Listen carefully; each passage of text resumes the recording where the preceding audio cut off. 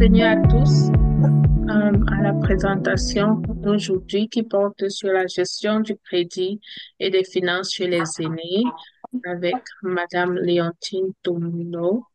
Bonsoir tout le monde. Je m'appelle Léontine Toumno, je suis comptable, je suis CPA, donc j'ai l'honneur de faire cette présentation aujourd'hui. Je tiens d'abord à souligner que les terres sur lesquelles nous sommes rassemblés font partie du territoire traditionnel non cédé du peuple Anishinaabe algonquin. Donc, le sujet d'aujourd'hui, c'est bien, comme disait Justine, la gestion du crédit de rien. C'est la gestion du crédit et des finances chez les aînés. On va parler des défis financiers chez les aînés, les stratégies de gestion du crédit, la gestion des finances personnelles, les ressources et outils pour les aînés. On ne peut pas parler de gestion de crédit sans parler d'un testament. Je sais que le testament, parfois, pour certaines personnes, c'est culturel, c'est pas une bonne chose, mais dans le contexte où nous sommes, on ne peut pas terminer notre présentation sans parler de l'importance d'établir un testament, surtout à un certain âge. Ensuite, nous allons parler des recommandations, une conclusion et il y aura une période de questions. Cette présentation, l'objectif est d'énumérer et comprendre les défis financiers spécifiques chez les aînés. Qu'est-ce qu'ils vivent?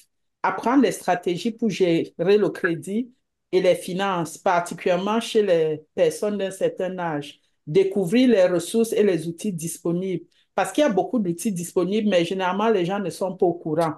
Au moins, savoir qu'est-ce qu'on a, ça peut aider à mieux gérer et à demander de l'aide. On va aussi proposer les pistes d'amélioration et de gestion financière. Today we're going to talk about the financial struggles that older people usually have with their finances and kind of different strategies to to work with your credit with your personal and your personal finances in Canada, and a lot of resources that you can take advantage of here to make sure that your finances are where you want them to be. And during this presentation, we have a couple goals, which is list kind of like the different struggles that someone that is older will have to go through and the different strategies that they can use to better take care of their credit and again, different ways to kind of improve the way you're taking care of your finances. Oui, comme je parlais, les aînés ont beaucoup de défis financiers. Défi nécessite une gestion proactive, c'est-à-dire il faut faire des choses à l'avance, il ne faut pas attendre qu'on fait face à des situations pour les régler. Et tout cela, il faut prévoir une planification financière prudente. Et les solutions peuvent inclure comme une meilleure éducation financière. Je ne sais pas si vous comprenez de quoi je parle quand je parle d'éducation financière. Il faut s'informer, il faut savoir qu'est-ce qu'on peut faire et qu'est-ce qu'on ne peut pas faire pour améliorer nos qualités de vie. Il y a par exemple une consultation des conseillers financiers et la planification de la retraite et la protection contre les fraudes. Comme vous savez, il y a beaucoup de fraudeurs qui visent vraiment les personnes âgées. Ils savent que les personnes âgées sont plus vulnérables, alors les fraudeurs parfois vont cibler ces personnes. Et en comprenant ces défis, les aînés peuvent améliorer leur sécurité financière et mieux vivre, améliorer leur qualité de vie. Parmi ces défis, nous allons voir le fait que les aînés ont des revenus fixes. Par exemple, quand on est plus jeune, on diversifie mieux ses revenus, mais à un certain âge, on est limité, on manque de force, ça veut dire on a des revenus très cadrés, fixes. Et ça, c'est un défi. C'est difficile quand on a des revenus fixes. Il y a la dépendance des pensions, de la sécurité sociale et des économies personnelles. Donc, on dépend vraiment de ces revenus fixes. Et sans oublier qu'il y a une augmentation des coûts de vie. Par exemple, le panier de la ménagère, il y a quelques années, avec 100 dollars, on pouvait avoir un gros panier de vivres. De nos jours, avec 100 dollars, on n'a presque rien quand on va acheter les vivres ou même n'importe quoi. Il y a l'inflation et le coût de la santé qui augmente. Avec l'âge, on a les coûts de la santé qui augmentent, on a les risques de fraude financière. Donc, on vit vraiment des défis et on doit se préparer à ces défis et être proactif pour les résoudre. Donc, c'est vraiment des défis que font face les personnes âgées. Yes. So at this time of our life, we usually have a lot of different struggles. Some of them being fraud, because a lot of people that are older unfortunately fall for fraud. Also, not having an actual strategy on how to manage your finances is usually the big problem that is recurring.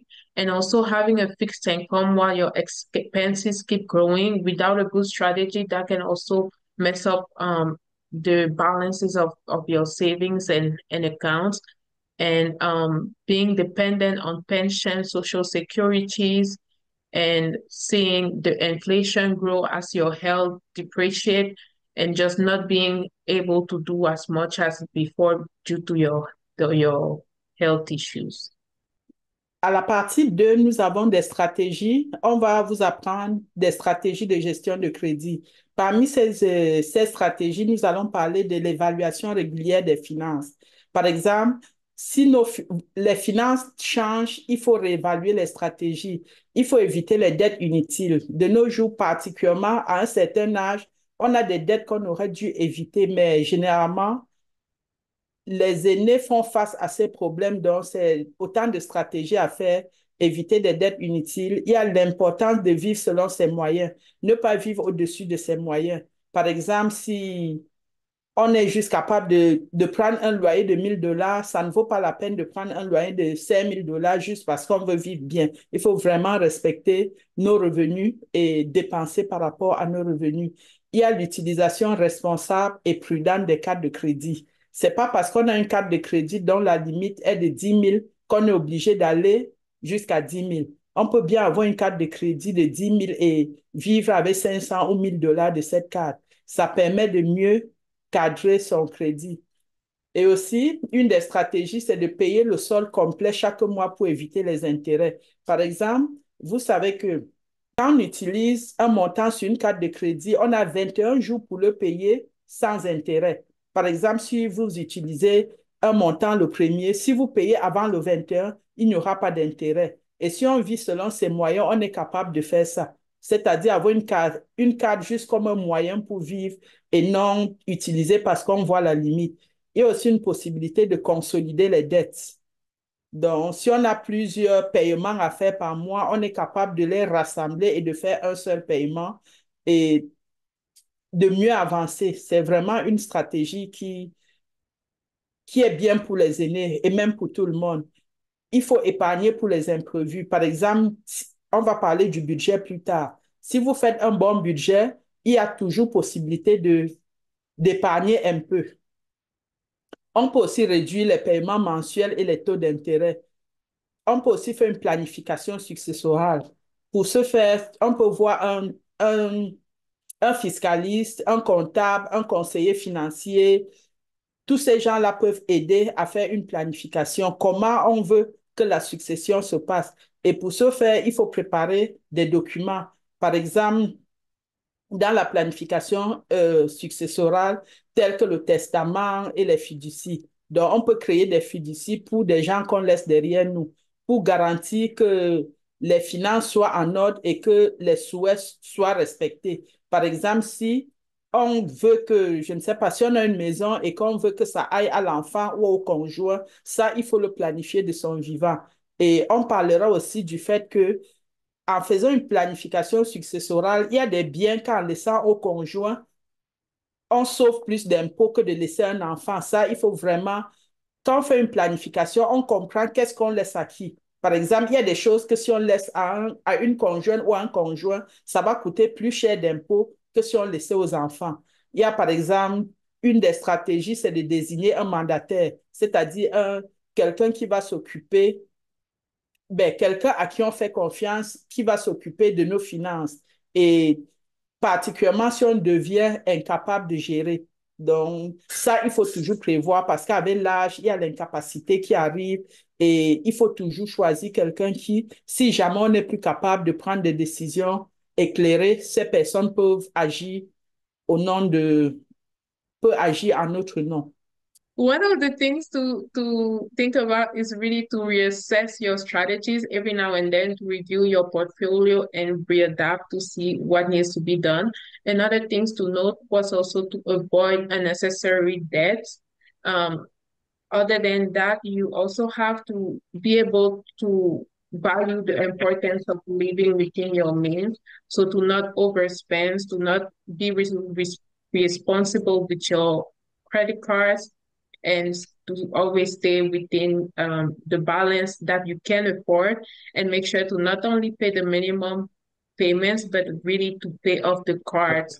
Because with credit cards, we touched it on the previous presentation, but again, you have 21 days of grace period before you can start. You have to pay the interest, and once you fall into that interest time frame, it is very costly. So we really want to avoid that as much as possible.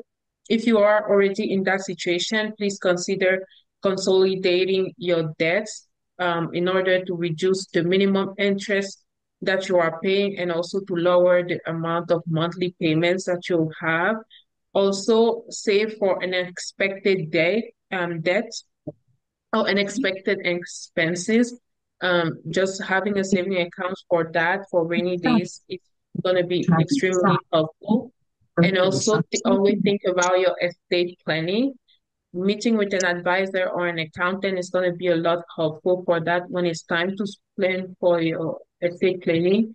And it's always good to do it early because age can and will catch up to you. So it's good to really take the time to assess that as early as you can so that you can make sure to use all the resources that will save you money. One of the examples she brought up was that in some cases, giving to a specific person other than another person will save a lot on taxes. In her example, it was giving to your children. In some cases, will save you more in taxes than giving your goods to your husband.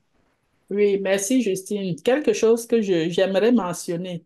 Par exemple, si vous avez une carte de crédit, on sait tous que les intérêts sur les cartes de crédit sont plus élevés. S'il y a possibilité, demandez une marge de crédit.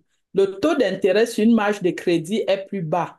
Alors, si pour une raison ou pour une autre, à la fin d'un mois ou après 21 jours, si on n'est pas capable de payer tout le montant sur la carte de crédit, c'est mieux d'utiliser la marge de crédit pour payer la carte de crédit. Au moins, ça nous permet de réduire l'intérêt à payer. Un exemple, le taux d'intérêt sur une marge de crédit peut être, disons, 9-10%, alors que sur les cartes de crédit, c'est environ 20%. Donc, une des stratégies, c'est de demander aussi une marge de crédit et lorsqu'on ne peut pas payer totalement sa carte de crédit pour un mois, c'est toujours mieux d'utiliser la marge pour payer la carte. Au moins, on sauvera un peu d'intérêt. Yes, so another thing to note is also to consider having a line of credit for expenses that you know you will not be able to pay within those 21 days, because a lot of times the line of credits are going to have a lower interest. So for those transactions that you will have to pay interest, if you put it on the line of credit, at least you know that even though you are losing money, you are losing less money. So it's a good thing to have for bigger expenses. Donc, on va passer à la partie 3 qui est la façon de mieux gérer et puis on va parler particulièrement du budget.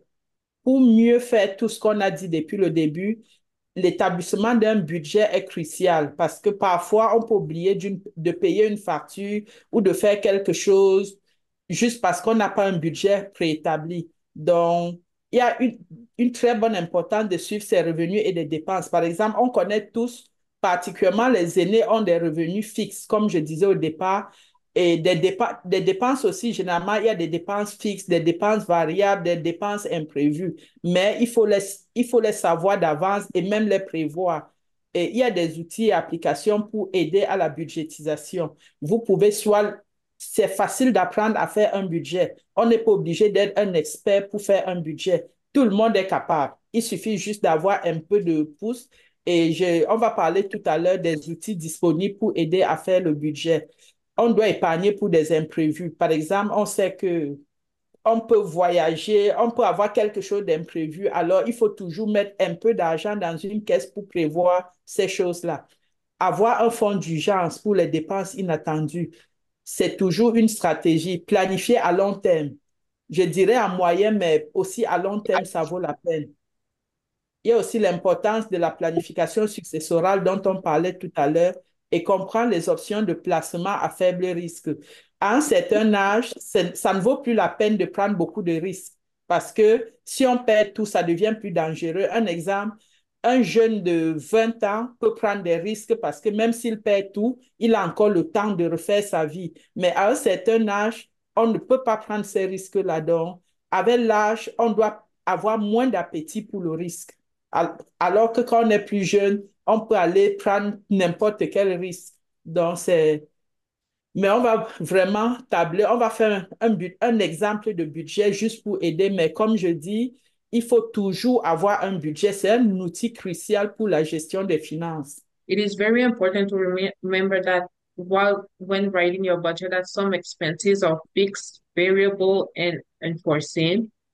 So for those expenses that are fixed, it's good to have it so that there's no oversight on any bills. Because sometimes if you just like trying to do it on the top of your head, you might forget about a bill and then it piles up on you. So there are multiple tools available online to help you draw a budget. We will look at a few of them later. And then while writing that budget, you also need to give room for an emergency fund.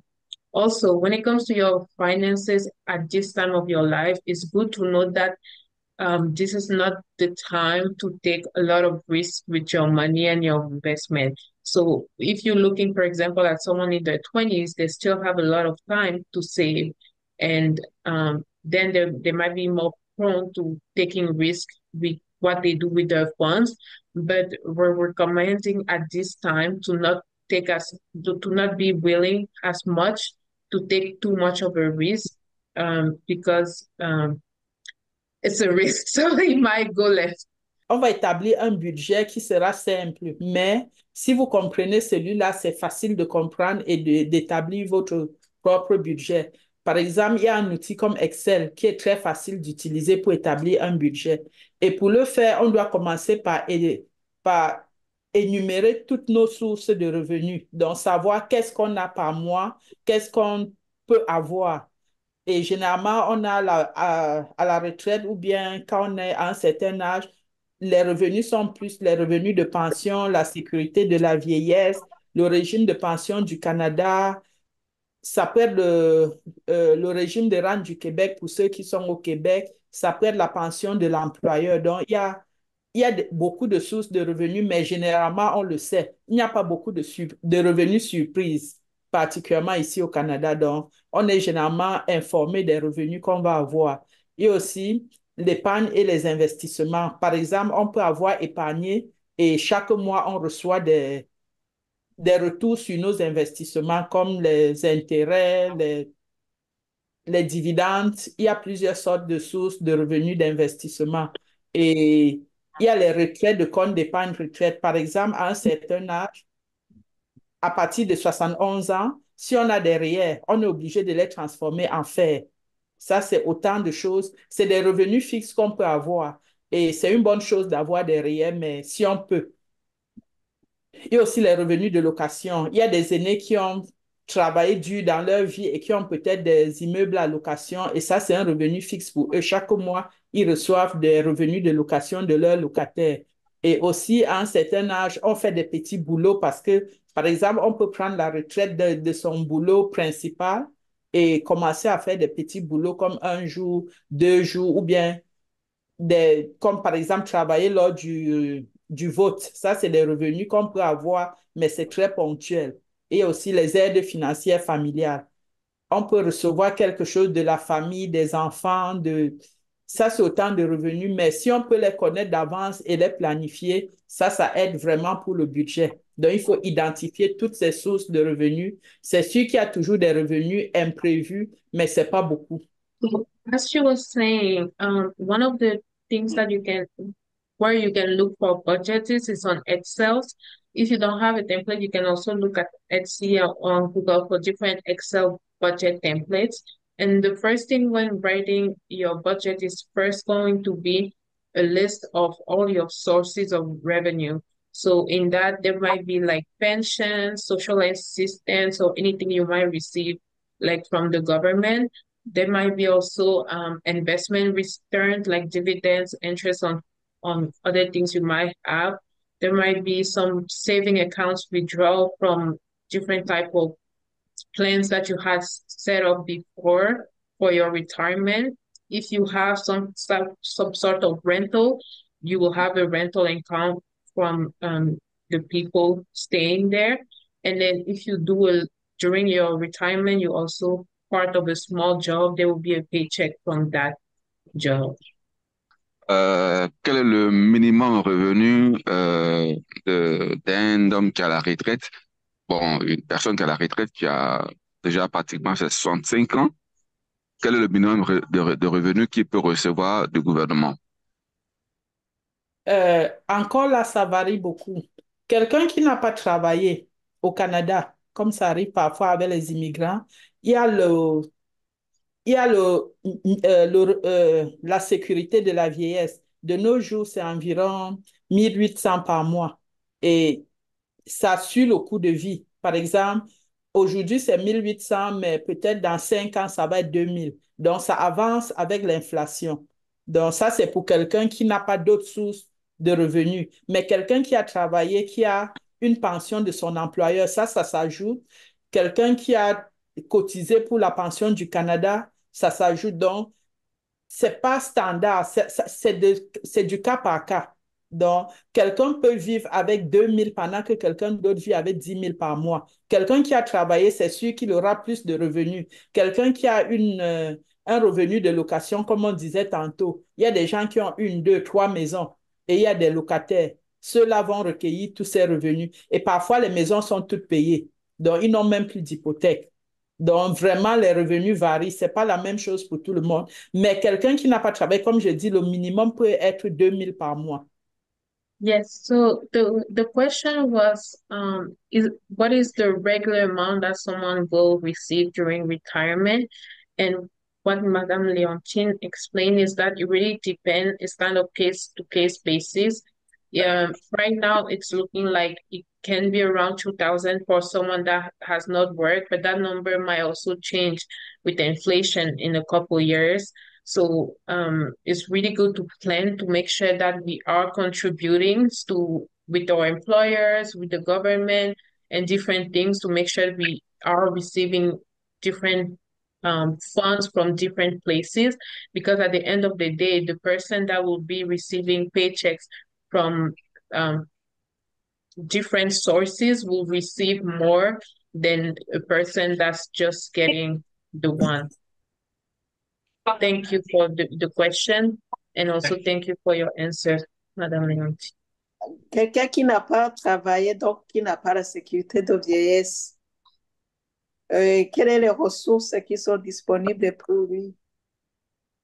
Ben, par exemple, pour la sécurité de la vieillesse, j'ai oublié de mentionner qu'il y a des conditions.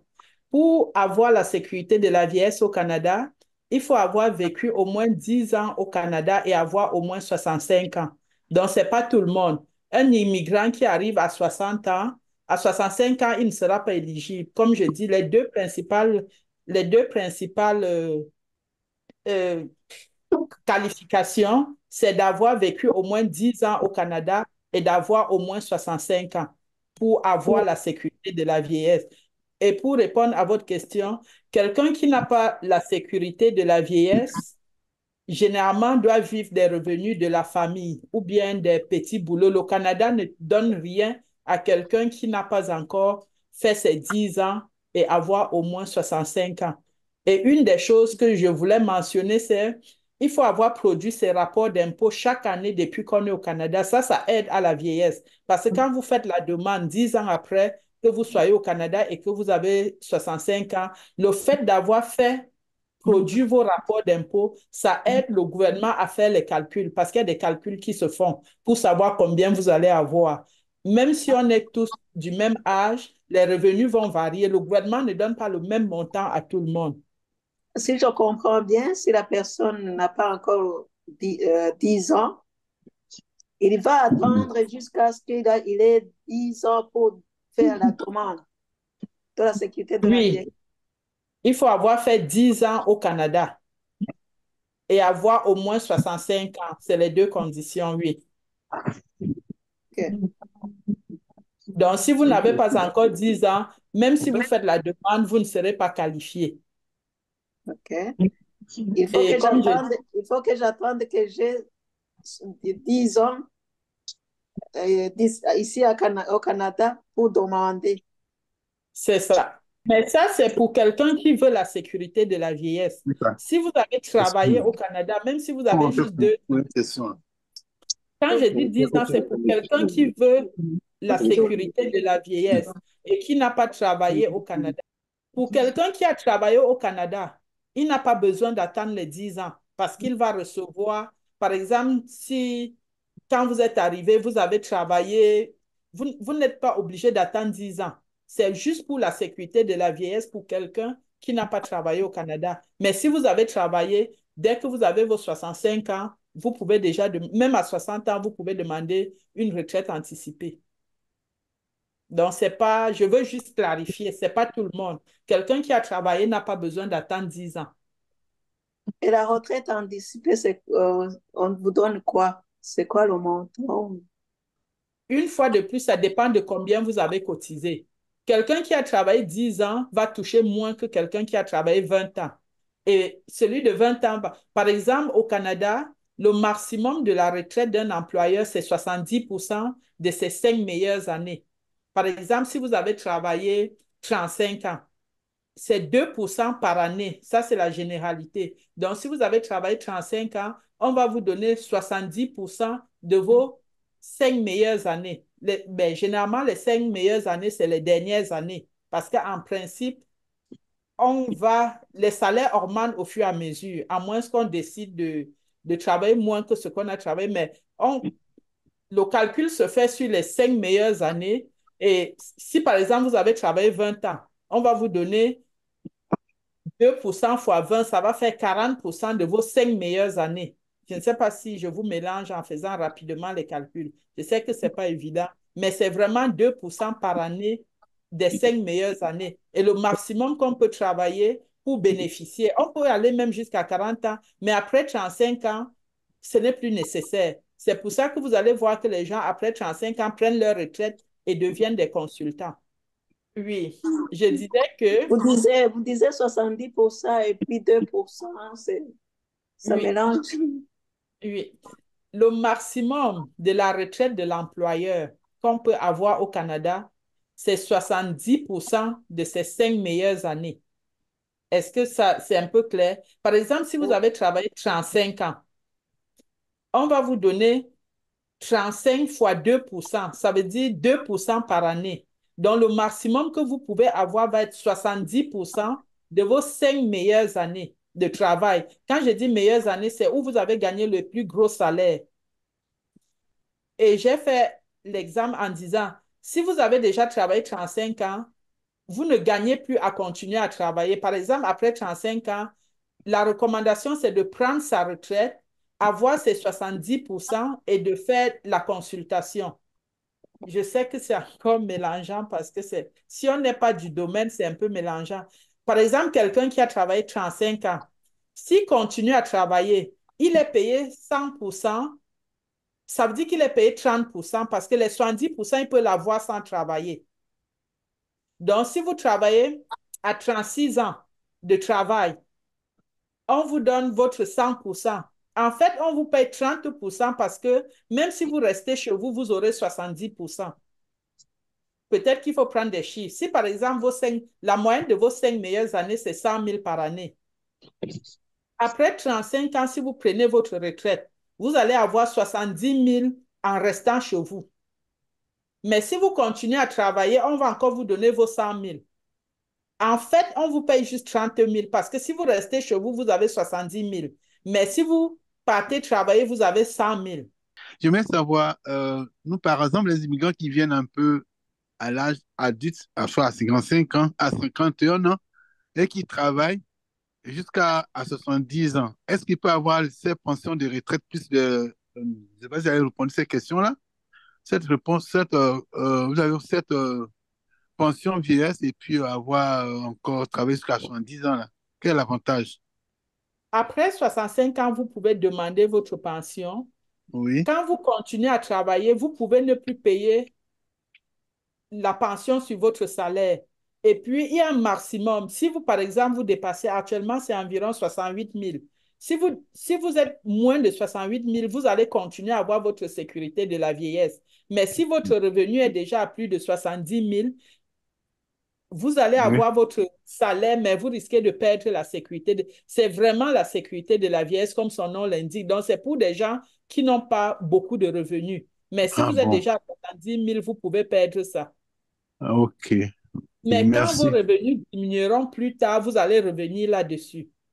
OK. Merci beaucoup pour l'information. Yeah. Yes. Thank you so much for the questions and answers. I'm just going to quickly go over what Madame Leontine shared. Basically, to receive old age security, you will need to be, depending on if you were working or not. If you were not working, you will need to be in Canada for at least 10 years, and then you will start receiving it at 65 years old. If you were working, you can apply it after a few years, but it might be a little bit lower if there's not enough time to assess how much income you had, because the amount that you will receive will be based on your best 5 years of employment. So 70% of your best 5 years of employment. Another quick question that was added after that is what happens if you want to receive it and continue working? Let's say you want to continue working until you are 70s, then at those times you just have to be careful of how much income you are receiving at that time. Because if you are receiving more than 68,000, then the government might be like, okay, well, you don't really need old age security, and might cut out some funds because they really want the funds to go to people that are not receiving a lot of income. Au Canada, on dit nul n'est censé ignorer la loi. Donc, si vous êtes plus informé, ça va vous aider plus. Parce qu'il y a justement des gens qui font beaucoup d'erreurs. Il y a des gens qui n'appliquent même pas. Parce qu'il faut appliquer en plus, ce n'est pas automatique. Quand vous atteignez l'âge, il faut faire la demande. D'où la nécessité d'avoir des professionnels pour vous accompagner. Parce que parfois, si vous faites mal la demande, vous risquez de perdre des choses que autrement vous aurez dû les avoir. Donc, c'est toujours mieux d'avoir un conseiller financier, un comptable, un fiscaliste. Et puis, comme on va voir plus tard, il y a vraiment des ressources disponibles pour les aînés. Le gouvernement est là, les organismes à but non lucratif. Il y a des professionnels spécialisés pour les aînés et à faible coût. Bon, il faut toujours travailler avec quelqu'un pour aider parce que il y a des immigrants qui n'ont vraiment pas de bonnes informations et ils perdent beaucoup. Et généralement, si à l'âge de faire la demande, vous ne faites pas, le gouvernement retourne en arrière juste pour 11 mois. Par exemple, si à 65 ans, vous n'avez pas fait votre demande et que c'est à 70 ans que vous faites, vous n'aurez pas le rappel de 5 ans. Il va retourner en arrière juste pour 11 mois. Et même déjà, à moins quelques mois, pour être éligible, il faut déjà faire la demande. Il faut remplir l'application. Et d'où la nécessité de bien remplir. Yes, so basically you have to also make sure to file your taxes and file it really well, because that's also what's going to affect how much the government is going to give you, because they will take a look at all of your returns and everything you've submitted in the past to decide how much you should be receiving. J'ai une question. Quand alors on reçoit le RRQ? Ça, c'est au Québec. C'est le régime des rentes du Québec. Ça, c'est OK. pour des gens qui ont travaillé au Québec. Oui. Mhm. Et c'est quand on le demande à la retraite, à 65 ans? On peut demander anticiper à 60 ans, mais on sera pénalisé un peu. Mais à 65 ans, on a le plein montant. Et le montant dépend du nombre d'années qu'on a travaillé, d'où la nécessité de remplir ces rapports d'impôt chaque année, parce que le calcul se fait en fonction du montant cotisé. Quelqu'un qui a travaillé 10 ans va recevoir plus que quelqu'un qui a travaillé 5 ans. Donc, le régime des rentes dépend du nombre d'années qu'on a travaillé et du nombre d'années qu'on a cotisé. Par exemple, il y a des maximums. Par exemple, si vous faites 100 000, après 70 000, ça varie chaque année, vous n'allez plus cotiser. Donc, tout le monde n'a pas le même montant du RRQ, comme vous avez dit. Ça dépend du nombre d'années que vous avez travaillé et du montant que vous avez cotisé chaque année. Si une personne âgée continue à travailler après 65 ans, il continue à cotiser dans le RRQ ou... Il peut décider de ne pas continuer. Il peut décider, ça c'est son choix. Là, il faut remplir un formulaire et remettre à l'employeur. Je dis que tu as l'obligation de demander dès 65 ans la retraite, le régime de rente du Québec. Tu es admissible, mais tu n'es pas obligé. Si tu continues de travailler, tu peux ne pas demander. Ah, c'est parce Tu es que vous dites, éligible. je voulais clarifier parce que vous disiez que il y a des fois, il n'y a pas de rappel après, si tu n'as pas demandé juste à l'arrivée à la retraite. Par exemple, si vous avez 65 ans et vous n'avez aucun revenu, c'est toujours mieux de demander. Parce que si vous demandez à 65 ans, ça va venir augmenter le revenu que vous allez gagner en travaillant et vous risquez de payer plus d'impôts dessus. Je ne sais pas si vous comprenez la différence. Vous êtes éligible, mais vous n'êtes pas obligé. Si vous, Surtout si... si vous reportez la demande, on va vous donner quand même tout le montant au moment opportun. Oui, si c'est parce que vous avez reporté pour des raisons, parce que vous travaillez encore, oui. C'est aussi nécessaire d'épargner dans de bons outils, puisqu'on parle des finances. Par exemple, avant 70 ans, on peut cotiser dans les REER, on peut cotiser dans les CELI. Quand vous cotisez dans ces outils-là, vous ne payez pas l'impôt sur les intérêts que vous faites. Par exemple, si vous mettez votre argent dans un épargne simple, si vous gagnez 10 dollars d'intérêt, on va vous imposer sur les 10 dollars. Mais si votre argent est dans un CELI, vous ne serez pas imposé. Le CELI, c'est un outil que le gouvernement a créé en 2009, je pense, pour aider les gens à épargner parce qu'il s'est rendu compte que les gens n'épargnaient plus. Juste parce que quand on épargnait, quand on faisait des intérêts, le gouvernement prenait encore l'impôt sur ces intérêts. Le gouvernement a donc dit, ben, c'était 5 000 par année, mais ça varie, parfois c'est 6 000. Donc, si quelqu'un a de l'argent, au lieu de mettre dans un outil standard, c'est toujours mieux de mettre dans un CELI. En anglais, c'est TFSA. Donc, TFSA. Donc, c'est un outil où vous pouvez mettre votre argent dedans et ne pas payer l'impôt sur les intérêts gagnés. Bon, les REER aussi, les gens, c'est souvent mieux quand on est plus jeune, mais avant 70 ans, on peut toujours cotiser dans les REER. Yeah, so another two accounts that everybody can use, even outside of even within Quebec, is GFSA and yeah, I think RSP.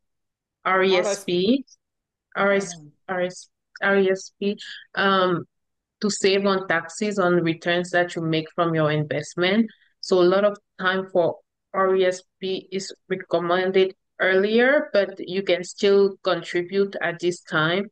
And then anything you make from it on the investment will not be taxed. Pour un budget, il faut d'abord recenser ses sources de revenus. Pour quelqu'un qui est à la retraite, les principales sources de revenus, c'est la pension de retraite, la sécurité de la vieillesse, les dividendes d'investissement, les revenus de location. Donc, c'est vraiment des choses qu'on connaît d'avance. C'est sûr qu'il y a des surprises, mais ça n'arrive pas tout le temps. Donc, on peut vraiment identifier. Dans le cas de l'espèce, on a par exemple mis 1 500 pour la pension de retraite. Ça, c'est pour quelqu'un qui a une pension et qui a travaillé. Et ça varie. Quelqu'un qui n'a pas travaillé, la sécurité de la vieillesse est plus élevée. Donc, ça dépend toujours de la situation personnelle de chacun. Et on a mis 600 pour la sécurité de la vieillesse, 200 en dividendes d'investissement, ça peut être des intérêts, et on a mis 800 de revenus de location SO. On a un total de revenus de 3100. Yes, so here we have a budget of someone that is in retirement. We try to make it as standard as possible. So you have your pension first, your OAS, your dividends if you had some investment that you get monthly, and in case you are renting, we also allocated some part for that. Merci, Justine. Là, tout à l'heure, on a vu les sources de revenus. Maintenant, on va aller dans les dépenses. On sait tous qu'il y a des dépenses essentielles et aussi des dépenses non essentielles et il y a des dépenses comme pour des imprévus. Par exemple, tout le monde doit se loger. Soit on peut payer un loyer, on peut avoir l'hypothèque si on est propriétaire. Et si on est propriétaire, il y a des taxes foncières. Et encore, si on est propriétaire, il y a l'entretien. Même quand on est locataire, il y a l'entretien de la maison. On a arrondi ça à 1 000 $ par mois. Et une fois de plus, ça dépend du niveau de vie de chacun. Quelqu'un peut louer à 2 000, 3 000, 5 000, mais on a mis 1 000 $ pour quelqu'un de standard. C'est sûr que de nos jours, on peut louer plus cher que ça, mais ça, c'est vraiment la base. Il y a aussi une dépense essentielle qui est les services publics, c'est-à-dire l'électricité, le gaz, l'eau, le téléphone, Internet. On vit dans un monde où presque tout le monde a besoin d'Internet. Mais si on se rend compte qu'on n'en a vraiment pas besoin, on va voir ça tout à l'heure, on peut couper dans des dépenses qui ne nous servent à rien. Quelqu'un qui n'utilise pas Internet n'est pas obligé de l'avoir. Surtout de nos jours, avec les téléphones mobiles où tout est incorporé, on n'a peut-être pas besoin d'avoir Internet à la maison, mais l'électricité, le gaz, chauffer la maison, c'est vraiment nécessaire. C'est pour ça qu'on a dit dépenses essentielles. Il y a l'alimentation. On est obligé de se nourrir. On ne peut pas vivre sans se nourrir. Particulièrement pour les personnes âgées, c'est toujours mieux de bien se nourrir. Plus on se nourrit, mieux. Donc, comme je disais, l'alimentation est nécessaire, particulièrement plus on prend de l'âge, plus c'est nécessaire de bien se nourrir. Ça peut empêcher certaines maladies. Il y a la santé. Est-ce que vous avez des questions ou bien? OK, merci. Il y a la santé. Comme on disait tout à l'heure, plus on prend de l'âge, plus la santé devient fragile. Et d'où la nécessité de mieux prendre soin de soi et de prévoir un peu d'argent pour les médicaments, les visites médicales, changer de façon de manger. Ça, c'est vraiment nécessaire. C'est une dépense essentielle. Et on a mis, par exemple, 150. Il y a le transport. Si on est véhiculé, il faut mettre le carburant. Il faut entretenir le véhicule. Si on n'est pas véhiculé, il y a le transport en commun. Ça prend toujours un montant pour ça. On ne peut pas vivre sans sortir. D'où le transport, c'est vraiment une dépense nécessaire, essentielle. C'est pour ça que dans le budget, c'est des dépenses qu'on ne peut pas éviter. Et le montant dépend de tout un chacun. Celui qu'on a fait, c'était vraiment un exemple pour vous faire comprendre comment on élabore un budget. Par exemple, si votre loyer, c'est 1 500, vous n'allez pas mettre 1 000 parce qu'on a mis ici. Et le transport, ça dépend de vos mouvements. Quelqu'un qui sort beaucoup doit mettre un peu plus pour le carburant, l'entretien du véhicule. Ça dépend si on a des paiements pour le véhicule ou bien si on est propriétaire du véhicule. Donc, ça, c'est vraiment un budget standard et chacun doit l'adapter à son niveau de vie et à ses moyens. Yes. So here we have a little example of really like the basics of what the budget lines look like for the average people. Of course, the numbers and all the details are subject to change depending on your style of life and the expenses you have. But first, we have everything related to your home, whether you are renting or you own it, you might have to pay taxes and you might have to pay any expenses to kind of maintain the location. And then we have public services like electricity, gas, all of your utility bills, internet, water. This is hopefully around $200. I know again, this depends person to person. It's like some people electricity bill might already be at 200, but this is just an example. And then you have the groceries, and every meal that you're gonna have throughout the month. We rounded it to 400. Anything about your health, you should always allocate part of your finances to your red health, such as like small medications that you need to pay for, or visits that you might have to pay for 150. And then we have transportation, whether you are driving or you using the bus, or anything to maintain your big vehicle. We also allocated $100 for that budget line, ending to 1850. OK, merci Justine. Donc, on a parlé des dépenses essentielles et je vais juste faire une parenthèse. Généralement, quand je parlais des outils que les aînés ont, en fonction de votre revenu, c'est possible de demander une aide pour le logement au Canada. Donc, si vous avez un revenu faible, d'où la nécessité d'avoir des professionnels pour vous accompagner. Donc, le gouvernement a beaucoup de services pour les aînés. Par exemple, on peut demander une aide pour le loyer, on peut demander une aide pour les taxes foncières pour les aînés dans les rapports d'impôts. Donc, quand vous faites vos rapports d'impôts, il faut toujours mentionner et en fonction du revenu, le comptable ou le fiscaliste peut vous aider à faire une demande de subvention de logement pour personnes âgées. Donc, il y a beaucoup de programmes gouvernementaux que le gouvernement a mis en place pour aider les personnes âgées, particulièrement les personnes à faible revenu. Tout à l'heure, on parlait des dépenses essentielles. Maintenant, il y a des dépenses variables. Les dépenses variables dépendent du niveau de vie de tout un chacun. Par exemple, quand on parle des sorties, des abonnements, si vous trouvez que ce n'est pas nécessaire pour vous, vous n'êtes pas obligé. Ça, c'est vraiment un exemple standard, comme je disais. Il y a les dons et les cadeaux. On peut faire des cadeaux à la famille, on peut faire des dons à des organismes de charité, mais ça, c'est encore une fois de plus des dépenses variables, mais c'est toujours bien de le faire. On se sent mieux quand on aide d'autres personnes. Même si on n'a pas assez de moyens, juste en donnant $1 ou $2 à quelqu'un d'autre pour l'aider, on se sent mieux.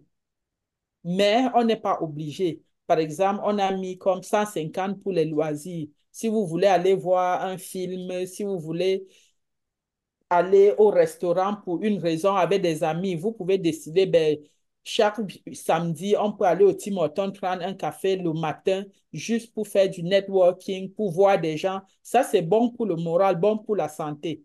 Les dons et des cadeaux, ça, c'est vraiment des choses. Si on est capable, il faut le faire, mais pour le faire, il faut prévoir. Il faut le mettre dans les budgets. Par exemple, si on met $50 pour les dons chaque mois, ça va faire 600 par année. Si on a une enveloppe de 600 par année, ce n'est pas qu'il faut donner $50 chaque mois. On peut prévoir $50, mais ne rien donner peut-être de janvier à juillet. Et en août, on a une situation où on veut aider $200. On va dans cette enveloppe de 600, on prend 200 et on donne. Donc, c'est vraiment un budget. Donc, on se dit, on dépense 50 par mois, mais ça ne veut pas dire que tous les mois, il faut dépenser 50. On peut faire 4 mois sans dépenser et le 5e mois, on dépense 200. Il faut aussi prévoir un montant pour les vêtements. Par exemple, on sait qu'on vit dans un pays qui a 4 saisons. En hiver, il faut un manteau. En été, il faut des vêtements légers. On peut juste mettre 50 par mois pour les vêtements. Ça fait 600 par année. On peut décider toute l'année de ne rien acheter et qu'en décembre, on s'achète un beau manteau. Donc, c'est vraiment le budget, comme on dit. On peut juste décider que, bon, on a une enveloppe pour ci, on a une enveloppe pour ça, mais ça ne veut pas nécessairement dire que, quand je dis loisir, 150 par mois, on peut faire 2 mois sans sortir et quelqu'un vous invite à une soirée, vous décidez de vous gâter. Ça, c'est vraiment un budget et parfois, il faut le faire. Et pour les dépenses variables, on a par exemple prévu 250. Une fois de plus, ça dépend de tout un chacun. Quelqu'un va mettre 500 pour les dépenses variables ou 1000. Quelqu'un d'autre peut juste mettre $50 pour les dépenses variables. C'est vraiment du cas par cas. Et d'où la nécessité de se faire accompagner si le besoin se fait ressentir. En fait, je reviens un peu sur le cas de la comptabilité. Étant donné que vous êtes déjà bien positionné, est-ce il est important ou bien il est aussi nécessaire que vous mettiez à la disposition du DDI, des comptables spécialisés pour pouvoir aider effectivement les aînés à à faire leurs taxes et autres. Merci pour la question. Ça dépend. Il y a des comptables et il y a des organismes qui font gratuitement les impôts des aînés. Ça dépend du revenu et de la situation. Par exemple, quelqu'un qui a une situation compliquée doit avoir un spécialiste, quelqu'un qui a une maison qui a des revenus de location, qui a des REER qui vont se transformer en fait, quelqu'un qui a des investissements, qui joue à la bourse. Ça devient plus spécialisé. D'où la nécessité vraiment de se faire accompagner. Parfois, on fait ses impôts seul, on pense qu'on sauve de l'argent, mais sincèrement, on n'épargne pas. Parfois, on appelle ça le paradoxe de l'épargne, c'est-à-dire, par exemple, si vous faites vos impôts par un organisme, c'est des bénévoles et ils ne sont responsables de rien. Ça, c'est bon pour quelqu'un qui a un petit revenu et qui a vraiment une situation standard, pas compliquée, juste son revenu de pension. Il peut aller faire ses impôts avec des bénévoles parce qu'ils ne sont pas responsables. La nécessité de faire avec un professionnel, c'est que si le professionnel vous induit volontairement en erreur, vous êtes capable de porter plainte à ce professionnel. Si vous pouvez démontrer qu'il vous a induit en erreur et volontairement. Par contre, vous n'avez pas le droit de porter plainte à un bénévole, même s'il vous a induit en erreur. Donc, en fonction de votre situation financière, il faut évaluer pour voir si vous avez besoin. Et comme je dis, le gouvernement a des ressources, les organismes à but non lucratif ont des ressources, des professionnels. Il y en a qui sont vraiment spécialisés pour les aînés et le font à un coût vraiment bas. Je ne sais pas si ça Justement, répond. justement, c'est là que je reviens parce que je me dis que, étant donné que vous êtes des professionnels, c'est vrai que j'attire votre attention, j'attire en même temps l'attention effectivement de DDI pour voir s'il est possible de mettre à la disposition du DDI tous les professionnels de la matière qui peuvent vraiment aider à pouvoir profiter de cela pour ne pas qu'il y ait des problèmes. C'est une proposition que je voulais faire, une doléance que je voulais faire. Oui, Merci. Ça, c'est une merci très bonne beaucoup pour proposition. l'idée. Oui, c'est noté et ça sera partagé aussi. La seule chose, c'est que, comme Madame Léontine disait, c'est dépendant de la situation, même si on crée cette, on met cette personne disponible pour remplir les tâches. Si vous avez une situation un peu plus compliquée, c'est mieux de toujours voir un spécialiste que aller dans les différents organismes qui offrent ces programmes-là gratuitement. Mais c'est une très bonne idée que j'ai écrite et je partagerai. Merci. Bonjour tout le monde. Bonjour Madame Léontine. Merci beaucoup Justine pour ce que tu es en train de faire. Je suis Henriette Wambo, la directrice générale basée à Gatineau. Ma question était par rapport à la préoccupation de notre membre de tout à l'heure concernant le fait que est-ce que Madame Léontine ne peut pas aider DDI à donner, à aider les aînés pour les déclarations d'impôts. Alors, je voudrais mentionner que c'est une démarche qu'on est en train d'étudier. On a entrepris, on devrait normalement le faire au courant de cette année, de l'année prochaine, mais on n'a pas reçu le financement qui va avec. Comme Madame Léontine mentionnait tantôt qu'il y a des organismes qui recrutent des bénévoles, qui font le travail, mais nous, on voudrait le faire, mais avec l'accompagnement des professionnels. C'est-à-dire, le bénévole travaille, mais son travail est validé par un professionnel avant qu'on ne soumette. Or, lorsqu'on a soumis les dossiers pour demander le financement qui devait appuyer le paiement de tout ce qui va avec, on n'a pas obtenu cette année, mais on va continuer l'année prochaine à demander si on reçoit. Ça sera avec plaisir qu'on va accompagner nos aînés. Merci. Il y a une autre catégorie qu'on a appelée les dépenses imprévues ou bien fonds d'urgence. Un exemple de dépenses imprévues, c'est un fonds d'urgence. C'est toujours bien de mettre un montant de côté pour les imprévus, pour les urgences. On ne sait jamais, tout peut arriver. Et on peut avoir une situation vraiment alarmante. Si on avait mis $100 de côté, ça fait 1 200 par année. On peut créer un fonds comme ça. C'est vraiment une bonne pratique dans la vie d'avoir toujours un fonds d'urgence, même quand on a des enfants, quand plus on grandit, plus on a besoin de ce genre de fonds parce qu'on ne sait jamais ce qui peut arriver. Et on a mis 100 dollars, par exemple, pour ce genre de fonds. Et en bas, je mets, par exemple, un fonds d'urgence est une composante essentielle de la gestion financière des aînés. Ce fonds offre une sécurité financière, ça réduit le stress, ça maintient la stabilité du budget et permet une plus grande flexibilité face aux dépenses imprévues. Par exemple, si, je ne sais pas, vous allez à l'hôpital et que vous avez vraiment besoin de 200 dollars urgemment, au lieu d'aller courir derrière les banques qui vont peut-être à la fin vous dire non, vous ne qualifiez pas pour telle raison, si vous avez un petit montant de côté, ça va quand même éteindre le feu avant même que la famille vienne. Donc, c'est d'où la nécessité d'avoir vraiment un fonds d'urgence. Et les aînés peuvent faire face aux défis financiers avec plus de confiance et de tranquillité d'esprit quand ils ont ce fonds-là. Et ça assure vraiment une meilleure qualité de vie.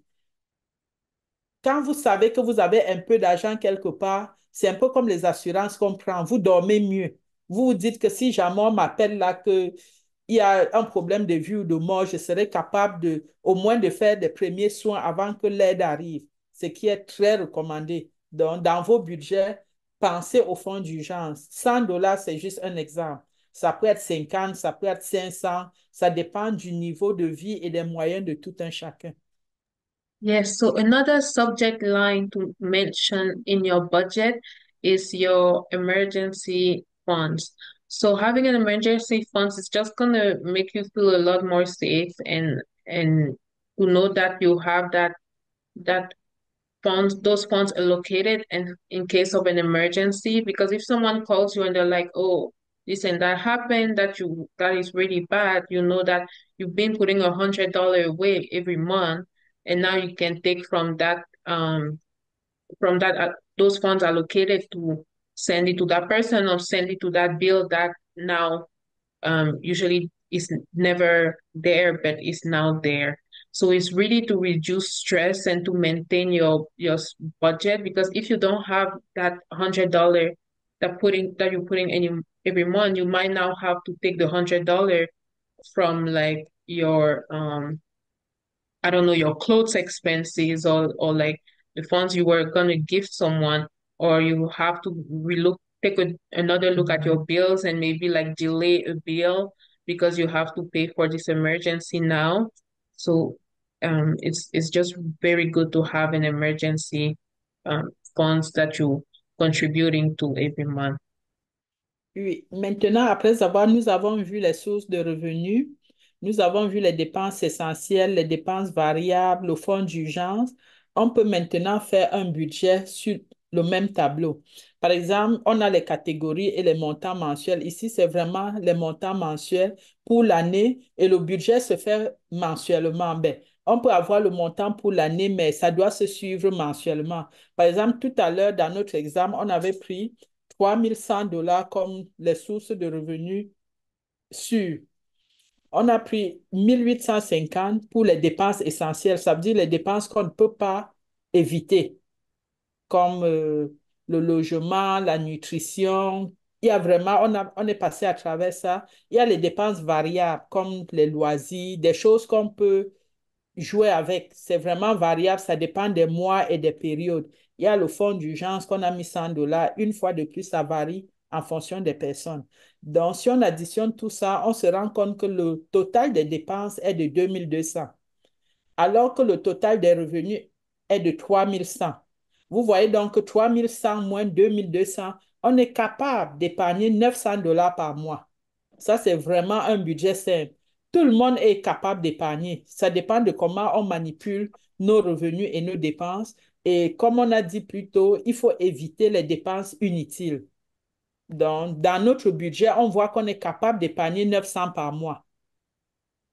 Et en épargnant 900 par mois, on augmente sa qualité de vie et je dirais même l'espérance de vie. Si on sait qu'on est équilibré, parfois, ça fait partie de certaines maladies. Parfois, c'est le stress qui rend malade parce qu'on ne sait pas si demain on a besoin de 10 dollars ou est-ce qu'on va prendre juste à penser comme ça. Parfois, ce n'est pas bon pour la santé. Donc, d'où vraiment l'importance d'avoir un budget et de voir qu'on est capable de dégager quelque chose à la fin du mois. et d'être sûr que si jamais il y a un cas d'urgence, on peut résoudre ce problème. Comme je dis, parfois, on fait allusion aux banques, mais les banques parfois ils déçoivent. Ils vont généralement donner l'argent aux plus nantis. Plus on a l'argent, plus les banques nous en donnent. Mais moins on a de l'argent, moins les banques sont intéressées à nous avoir comme clients. Donc, et avec l'âge, j'espère qu'on a compris le budget et une fois de plus, si vous avez des questions, ne vous gênez pas. Ça va vraiment me faire plaisir d'expliquer et de réexpliquer. Ça, c'est vraiment un budget standard avec des données standards, mais à chacun de l'adapter en fonction de sa situation financière. Parce que parfois, quand on n'a pas de budget, on a la facture d'électricité, on a la facture du téléphone. Si on n'est pas organisé, parfois, on va oublier ces factures. Et quand on ne paye pas une facture, comme vous savez, ça joue sur le crédit. On paye plus parce que les intérêts, on ajoute des intérêts. Et quand tu ne payes pas tes affaires, tes factures, Equifax et toutes tes organisations de crédit, ça va jouer. Ça fait que ce n'est pas une bonne chose. Quand vous avez un bon crédit, vous valez plus que quelqu'un qui a 1 million parce que c'est là que si vous allez demander quelque chose à une banque, tout commence par votre crédit. Et pour avoir un bon crédit, il faut bien gérer ses finances. Et comme je disais, quel qu'en soit son revenu, on est capable de gérer et de vivre bien, éliminer le stress et d'avoir une bonne qualité de vie. On n'est pas obligé d'avoir une Mercedes pour être heureux. La Toyota ou n'importe quelle voiture peut nous faire ce que la Mercedes fait à celui qui a les moyens. Donc, c'est vraiment la gestion des finances qui est cruciale et tout commence par un budget. On vient juste d'élaborer un budget. Si quelqu'un a des questions, une fois de plus, ne vous gênez pas. Um, so here you have the total of each of those slides we just came across. So the total revenue, the total spending that is fixed, variable, the emergency funds, I mean. And there you have a good side of how much is allocated in total to each different subject line, and then you can adjust depending on your income. And also, if you have any questions, this is the best time now to ask before we move on from the budget. Also, for those who join later on, we will have a recording posted on the YouTube, so you can always go back and write down all the subject lines that you will need when you will be making your own budget. Maintenant, on va à la partie 3, la suite. Donc, on va comme essayer de parler comme régulièrement, il faut revoir et ajuster son budget. Comme si le mois passé, votre revenu était de 3 100 et que ce mois-ci, il est de 2 800, d'où la nécessité de réajuster et de voir, de couper dans des dépenses inutiles. Comme je dis, il y a des loisirs. On n'est pas obligé de sortir tous les jours. C'est vrai que c'est bien, mais il faut avoir les moyens pour le faire. Donc, il faut revoir et ajuster régulièrement son budget et ses revenus. Il faut les réviser même régulièrement pour assurer qu'ils reflètent les changements dans les revenus et les dépenses. Avec l'inflation, comme avant Covid, comme je disais tantôt, la vie était moins chère. Mais depuis Covid, les prix ont changé. Donc, si quelqu'un avait un budget il y a 3 ans, aujourd'hui, le budget n'est plus à l'ordre du jour. Il est désuet. Donc, il faut le mettre à jour. Et il faut le réévaluer périodiquement, vérifier chaque mois, chaque trimestre pour ajuster chaque 6 mois, chaque année en fonction des changements financiers. Est-ce qu'on a plus de dépenses? Est-ce qu'on a moins de dépenses? Est-ce qu'on a eu plus de revenus? Donc, il faut toujours ajuster son revenu et modifier les montants alloués aux différentes catégories si les besoins ou les revenus changent. Par exemple, on a mis 1 000 $ pour le loyer. Si on trouve qu'on a plus de revenus et qu'on peut aller dans un loyer plus élevé, c'est toujours une bonne chose, mais le prévoir dans le budget, ne pas avoir des surprises parce que un budget, c'est un budget. Donc, ça peut ne pas être la même chose, mais c'est un budget, c'est prévisionnel. Mais au moins l'avoir pour avoir une idée, savoir où on va. Yes, so again, always remember that you have to update and reevaluate your budget periodically. So every now and then, because things are always changing, not only like inflation, but just like your life in general is always changing, it's good to take a look back at all of your subject lines and readjust how much you're allocating for each line and and modify the different categories. You might have to add some, you might have to remove some. For example, for your phone bill, if you paid off your phone now, it might be lower and things like that. And of course, bigger expenses too. Maintenant, on va à la partie 4 où on va parler des ressources et des outils disponibles pour les aînés. On a parlé de ça tout au long de la présentation, mais là, on va vraiment dans des outils à proprement dit.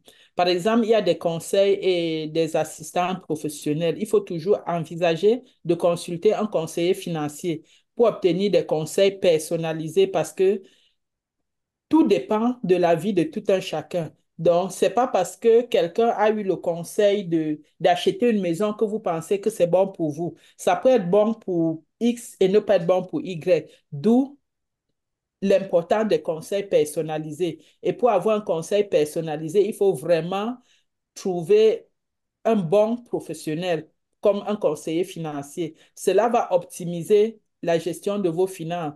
Comme on dit généralement, en période difficile, les riches deviennent plus riches. C'est parce qu'ils gèrent bien leur argent. C'est pas parce qu'ils ont plus d'argent, mais la façon de gérer change toute la donne.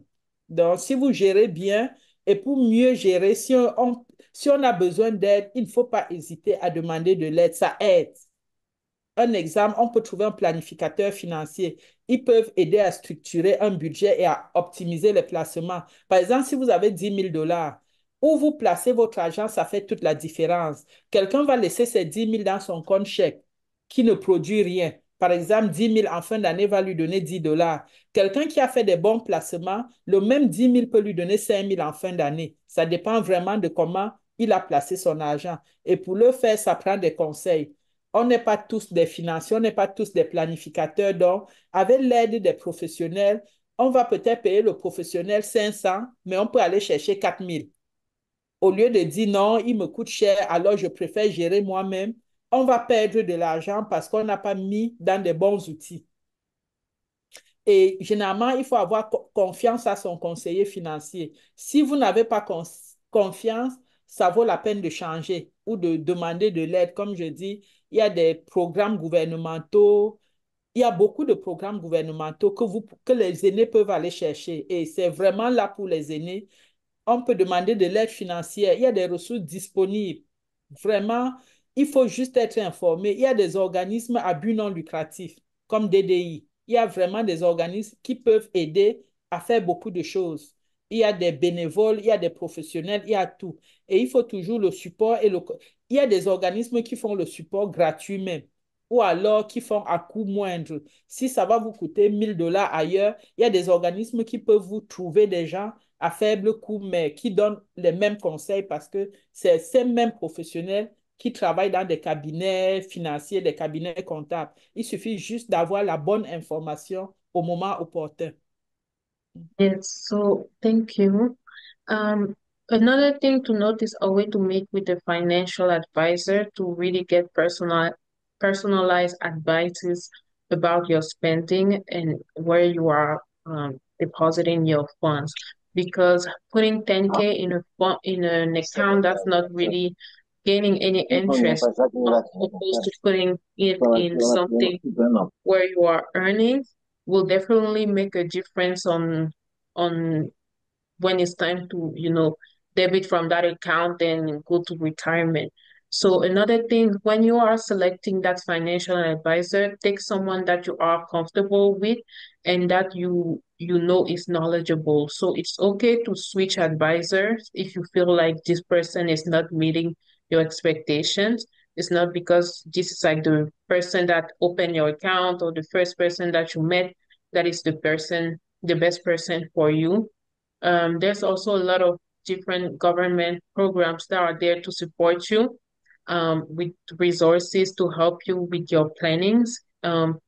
Always be open to asking people to help you whenever you are making those decisions. If you don't know, it's okay to ask, and then they will provide you with the best answer for your specific situations.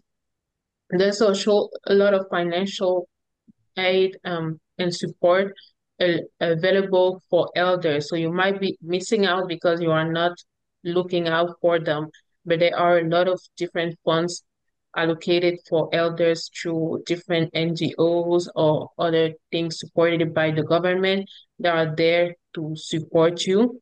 And also, like advices are free or at least at low cost. So just look for the resources and it will come back to you. Oui, pour des conseils, comme je disais, une gestion efficace du crédit chez les aînés nécessite une approche proactive. Une approche proactive, ça peut être le budget, c'est-à-dire prévoir ces choses.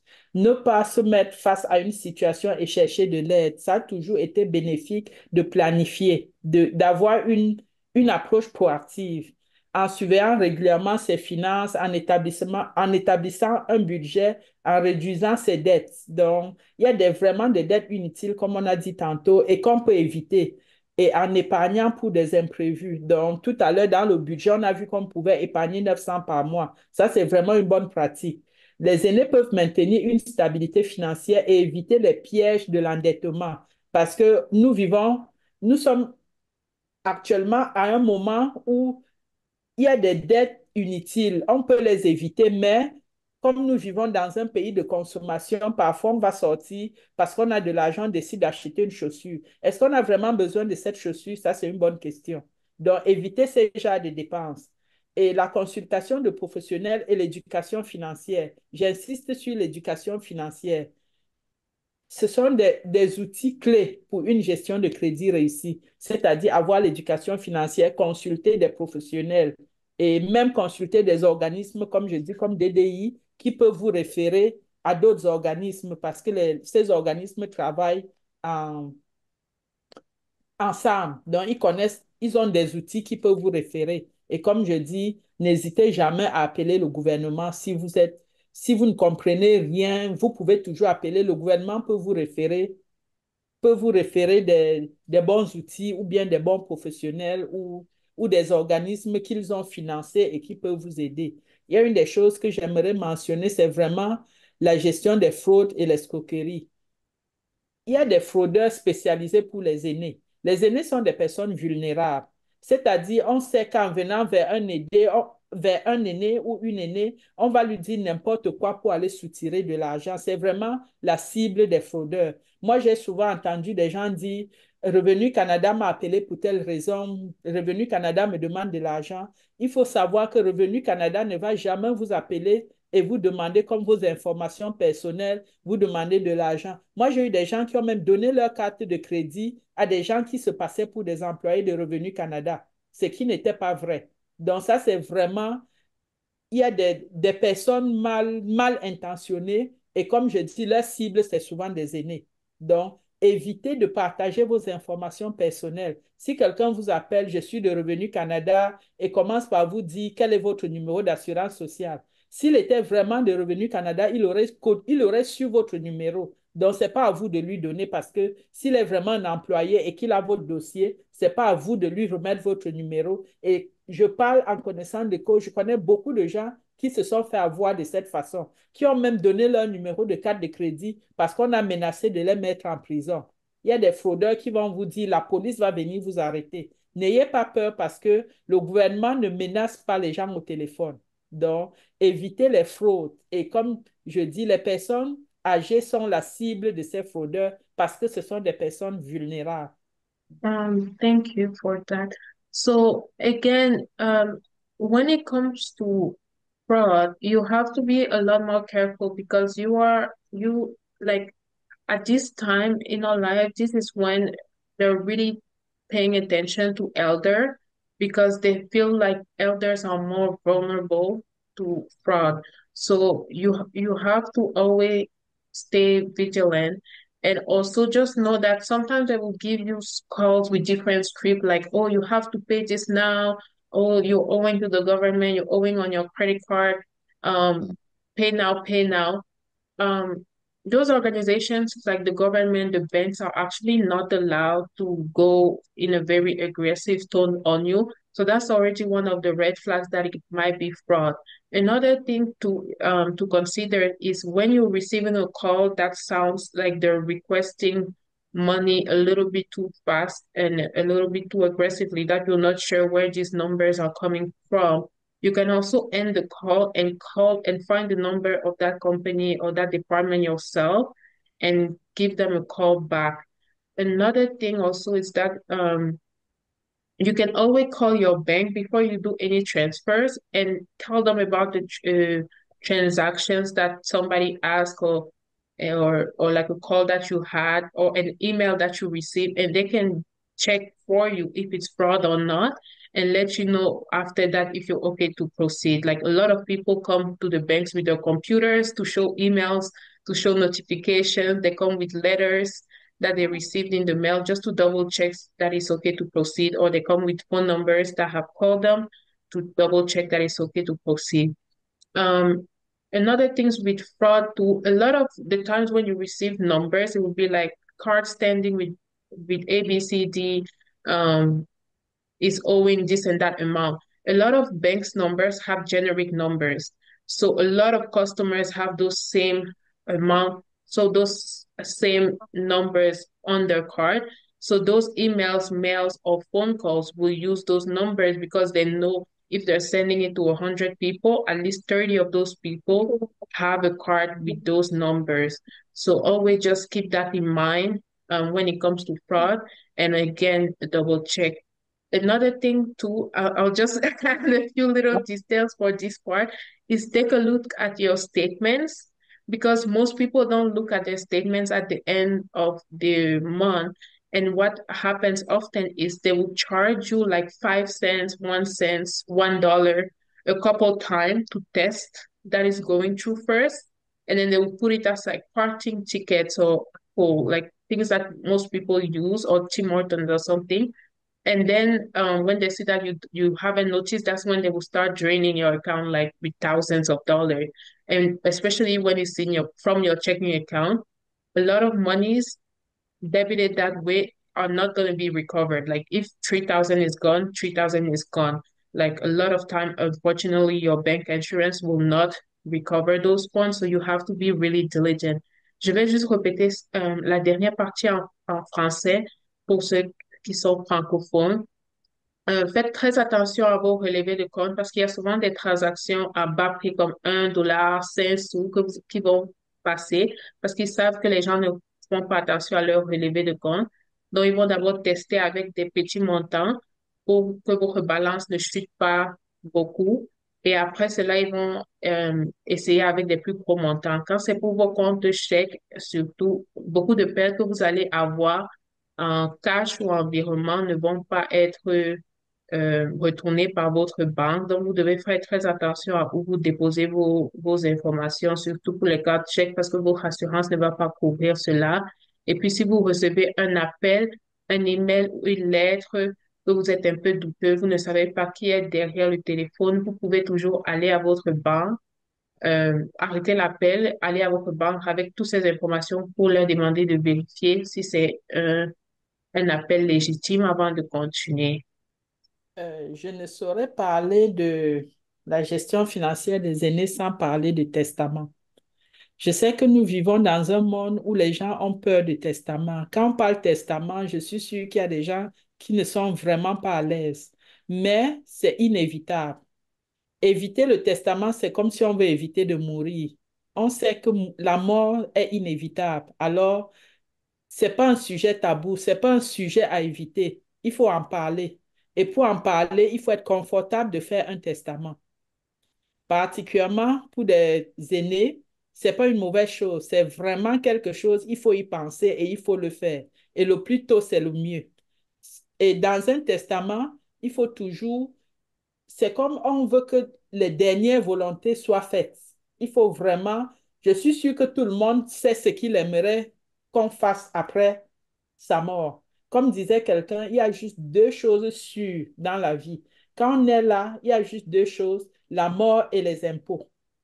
Ça, même On ne peut pas éviter de mourir, on ne peut pas éviter de payer les impôts. Et pour tout ça, un testament, ça règle tout.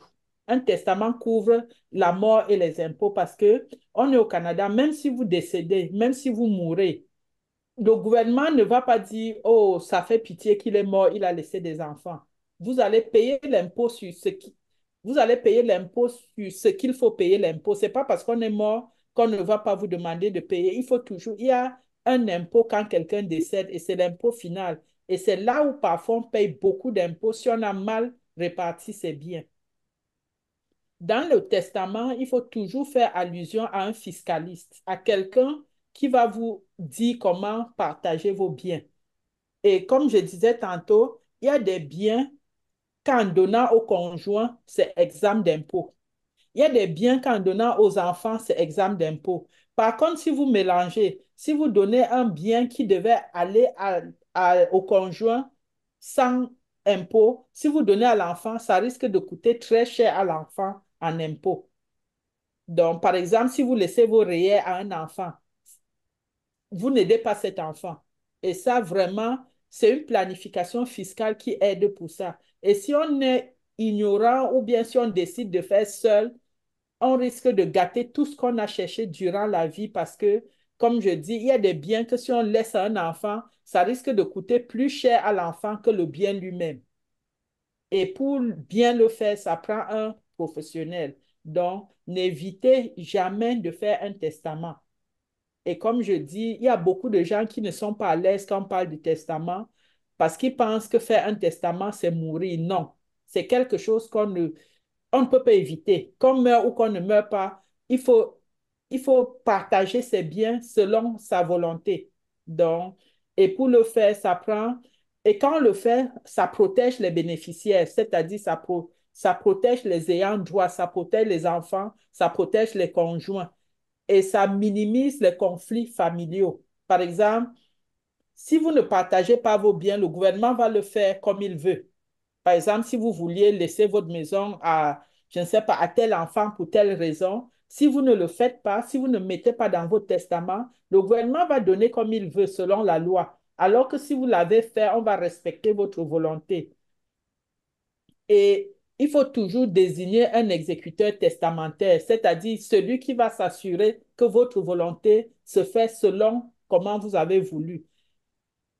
Ça, il faut prévenir la procédure d'homologation, c'est-à-dire prévenir que le gouvernement vienne s'ingérer dans vos biens. Vous avez travaillé très dur pour accumuler des biens, alors évitez que quelqu'un d'autre le gère à votre place. Et pour le faire, ça prend un testament. Dans le testament, vous mettez tout ce que vous voulez. Et ça, on respecte le testament de tout un chacun. Il suffit de... Et comme je dis, pour bien le faire, il faut bien partager les choses selon les règles de l'art, s'assurer que les bonnes choses vont aux bonnes personnes en minimisant l'impôt.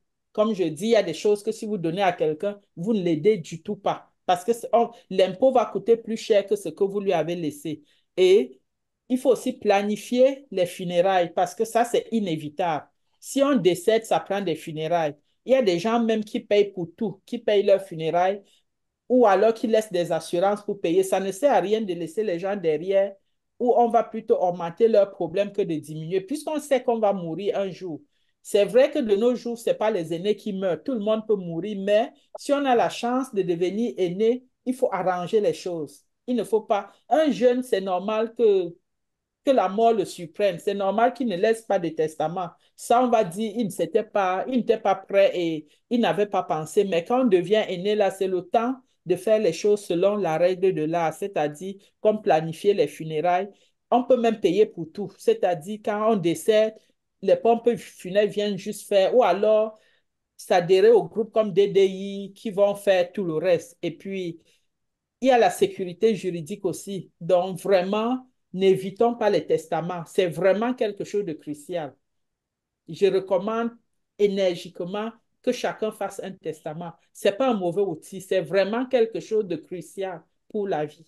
Je ne sais pas si quelqu'un a des commentaires ou des questions par rapport au testament. Comme je dis, je ne saurais parler de finances sans parler de testament quand on parle des aînés.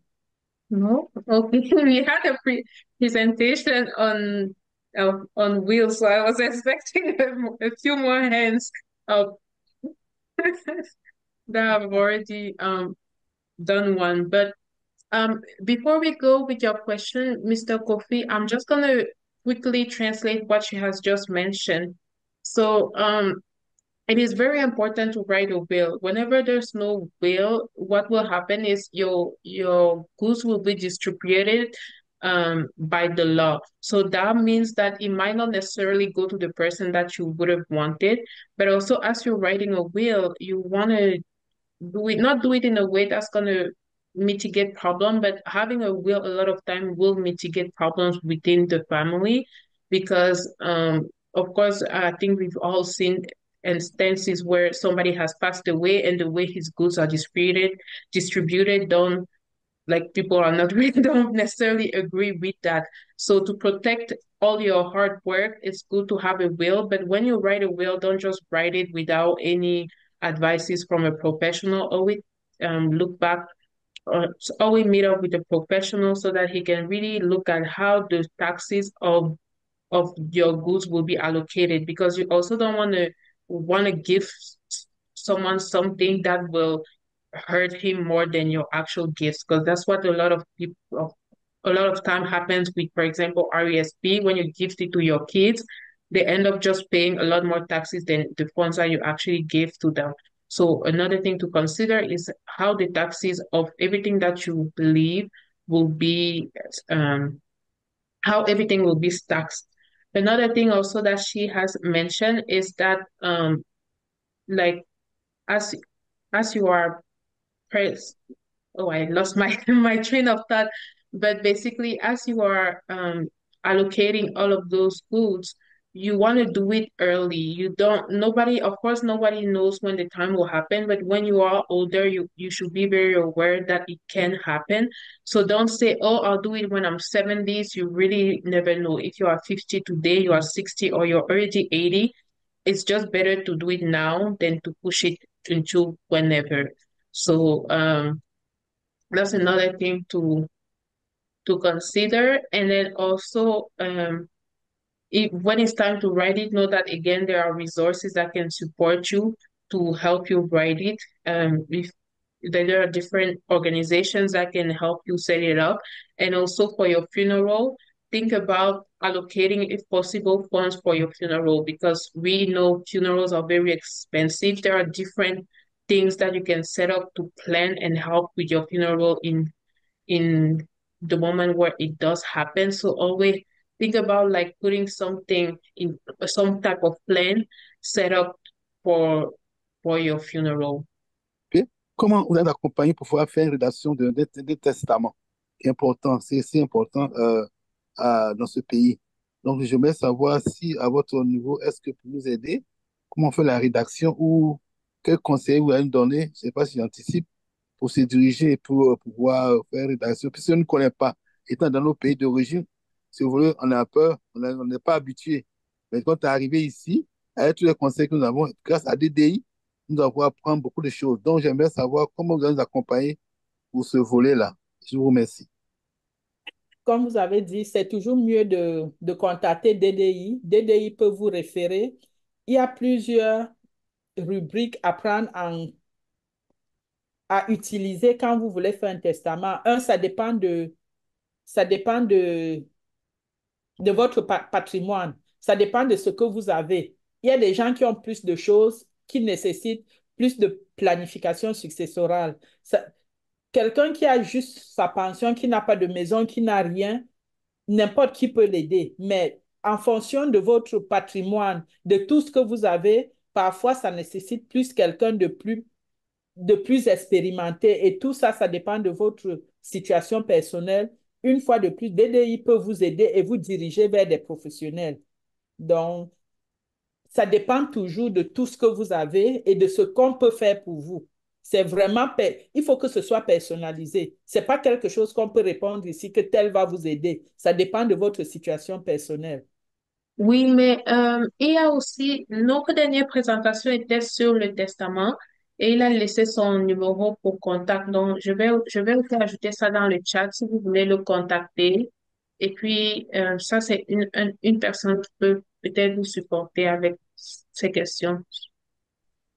Je voulais juste ajouter quelque chose sur ce que Kofi vient de demander. Willine, tu as parlé de l'avocat qui a fait la présentation dernièrement. C'est juste ajouter que ça dépend aussi de lieu où on se trouve, dans quelle province on se trouve au Canada et si on a des biens meubles ou immeubles. Parce que si on est au Québec et qu'on a des biens immeubles, c'est mieux d'avoir un consultant au Québec qui va nous faire notre testament. Et également pour des testaments simples, comme Léontine disait, on a des modèles qui ont été lors des présentations parce qu'on a eu on a eu des notaires qui sont venus nous parler des testaments, comment planifier sa succession même. Et ils nous ont donné gratuitement des modèles de testament avec des phrases qu'ils ont commencé qu'on peut seulement compléter si on veut vraiment faire notre testament.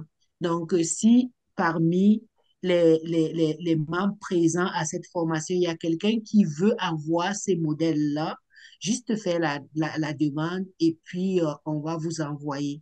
Vous pouvez vous inspirer pour rédiger votre testament de façon holographique ou bien vous pouvez le saisir et puis avoir un témoin qui doit signer. Donc, tout dépend. Merci. Merci beaucoup pour la précision. Mhm. On est aux recommandations maintenant. Je recommande fortement d'établir un budget. Rien ne se passe si on n'a pas de budget. Et il faut toujours faire une évaluation minutieuse des revenus et des dépenses. S'assurer que ce qu'on dépense est nécessaire, c'est pas superflu. Et il faut faire une planification des imprévus. C'est pas Quand on a planifié, ça se passe très bien. On améliore sa qualité de vie. Il y a des gens qui pensent qu'ils sont pauvres juste parce qu'ils sont mal organisés. Quand on est bien organisé, on on n'est pas pauvre, surtout dans ce pays-ci où il y a quand même, comme je dis, les revenus de pension qui n'existent pas dans d'autres pays d'origine. Et un budget bien structuré permet de gérer efficacement les finances. Quand vous faites bien le budget, ça vous évite de payer trop d'intérêts, ça vous permet de placer votre argent où vous pouvez le multiplier, ce qui vous permet de vivre aisément. Ça fait que ça garantit une sécurité financière et ça améliore vraiment la qualité de vie. Et qui dit qualité de vie dit les maladies sont loin de nous. Donc, comme on peut le voir, il y a des maladies qui sont dues, qui sont psychologiques. Parfois, on n'est pas malade, mais parce qu'on n'a pas, on pense qu'on est pauvre, ça crée le stress. Donc, quand on est bien organisé, croyez-moi, ça chasse le stress et ça diminue les maladies. Donc, comme je dis, il faut établir un budget clair, il faut éviter les dettes inutiles, il faut consolider les dettes quand c'est nécessaire. Si vous voyez que vous payez 10 000 factures par mois, il y a toujours lieu de les consolider et de payer une seule fois pour que ça paye toutes les factures. Et il faut planifier aussi nos vies, il faut planifier à long terme et pour protéger contre les fraudes et particulièrement les personnes aînées. Comme j'ai dit tantôt, il y a des fraudeurs qui sont spécialisés juste pour les personnes aînées parce que ce sont des personnes vulnérables. Et il faut consulter l'aide disponible. Il y a les conseillers financiers, il y a les programmes gouvernementaux, il y a les organismes à but non lucratif, il y a des professionnels. Donc, en fonction de la situation de tout un chacun, il faut, il faut chercher l'aide nécessaire. Yes. So, here are a few recommendations to kind of wrap up this presentation. Always make sure to have a clear budget. As using the budget line that we recommended will be really helpful. Avoid all unnecessary expenses, which will create unnecessary debts. Always kind of work within your means and what you can afford. If needed, consider consolidating your debts. Um, so basically, putting all your debt under one type of line of credit or loan, and then you will pay down slowly with one payment on a lower interest. Plan in a long-term way. So consider it always for like as far as you can and really protect yourself of any risk of fraud to protect all your hard work. Pour conclure, je dirais que la gestion du crédit et des finances est cruciale pour maintenir une stabilité financière et vivre confortablement. En suivant les recommandations qu'on vient de donner tout à l'heure et en utilisant les ressources disponibles, comme on a vu tantôt, les aides du gouvernement, les professionnels, les organismes à but non lucratif, vous pouvez mieux gérer vos finances et profiter de votre retraite en toute tranquillité. La gestion, c'est la clé du succès. So to wrap up this presentation, really, it is important to create financial stability so that you can be able to live comfortably, stay stress-free. And by following the recommendations on the previous slides, that will really allow you to better take care of your finances and protect yourself for a retirement. Merci Justine, merci pour votre attention, merci, ça a été bien. Et une fois de plus, si vous avez des questions, on a beaucoup apprécié, comme nous sommes 18 là actuellement, ce qui est très bien. Quand on a commencé, on était 3 ou 4, on se demandait, mais merci d'avoir assisté et merci pour ceux qui ont posé des questions, mais c'est pas tard, vous pouvez toujours poser vos questions. Mon email est en bas et vous pouvez passer par DDI, vous pouvez aussi me contacter, donc sentez-vous à l'aise. Merci beaucoup, Madame Léontine, de vous être joint avec nous, d'avoir pris le temps aussi de préparer cette présentation et le temps de nous expliquer et de répondre à toutes nos questions. Nous sommes vraiment reconnaissants aussi. C'était beaucoup de choses très intéressantes et d'informations pertinentes.